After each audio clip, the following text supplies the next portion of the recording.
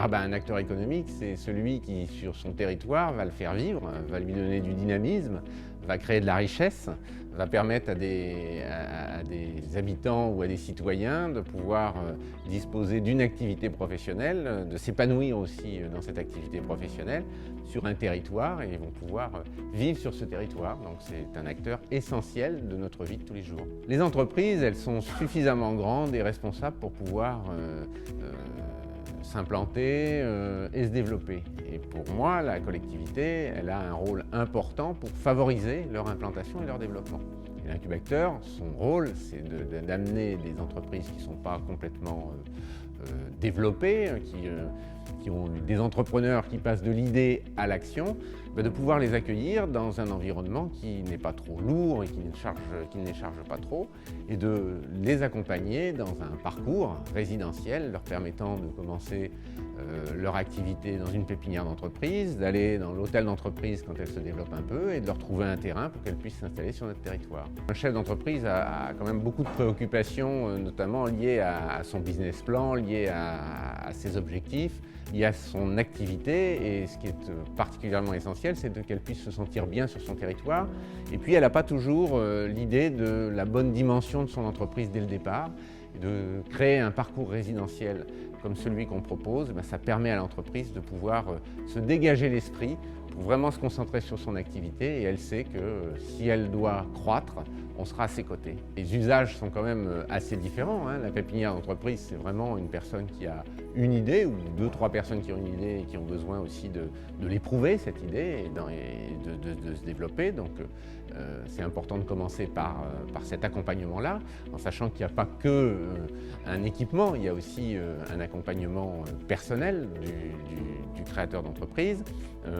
Les espaces de coworking, je ne vous apprendrai rien en vous disant qu'aujourd'hui, notamment depuis la crise de la Covid, on a besoin de pouvoir travailler n'importe où sur le territoire. On a le K-Working à Savenay, on a un espace de coworking ici à Saint-Étienne-de-Montluc, et donc on a plutôt intérêt à multiplier ces lieux sur notre territoire pour favoriser l'accès aux chefs d'entreprise. Alors l'incubateur, ça devait être 2014 si mes souvenirs sont exacts, et l'hôtel d'entreprise, il a été ouvert l'année dernière. Donc, et les espaces de coworking se sont ouverts à peu près en même temps que l'incubateur. Donc le chiffre à retenir, c'est 14 entreprises accueillies dans l'hôtel.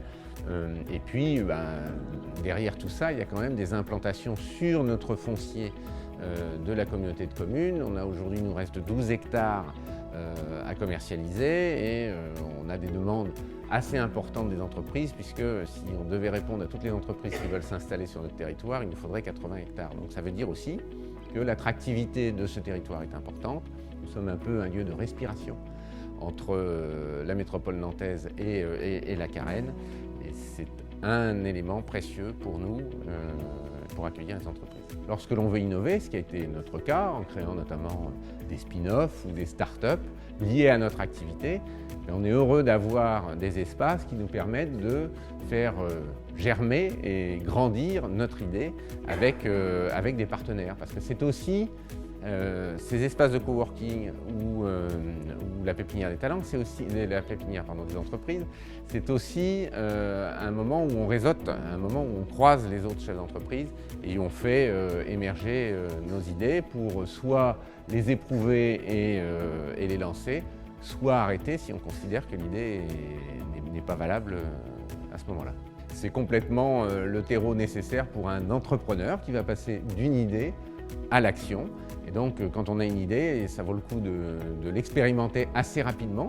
Et si l'expérimentation porte ses fruits, ensuite il faut qu'il y ait du développement, et c'est important que sur notre territoire, on puisse accompagner ces entreprises à se développer avec ce qu'on a sous la main, à savoir du foncier disponible.